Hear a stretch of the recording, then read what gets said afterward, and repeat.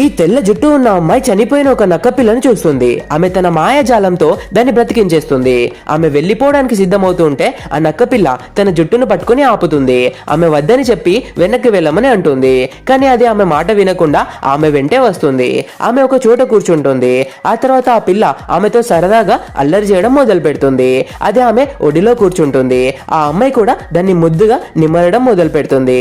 వాళ్ళిద్దరూ చాలా సరదాగా గడుపుతారు. అలా ఒకరితో ఒకరు చాలా సమయం గడుస్తుంది. ఆ పిల్ల కూడా పెద్దదవుతుంది. వాళ్ళిద్దరూ బాగా ఆడుకుంటారు. ఆ నక్క ఆ అమ్మాయిని చాలా ప్రేమిస్తుంది. కొంతకాలం తర్వాత ఆమెకు వెళ్లిపోయే సమయం వచ్చిందని తెలుస్తుంది. ఆ నక్కను వదిలి వెళ్లాలని లేకపోయినా ఆమె చాలా బాధపడుతుంది.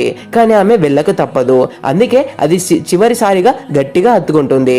కొద్దిసేపటికే ఆమె అక్కడి నుంచి వెళ్లిపోయి ఆకాశంలో చంద్రుడిగా మారిపోతుంది. దీనివల్ల చుట్టూ వెలుగు నిండుతుంది. ఆ నక్క ఆ చంద్రుడిని చూసి చాలా బాధపడుతుంది మరియు మిస్ అవుతుంది.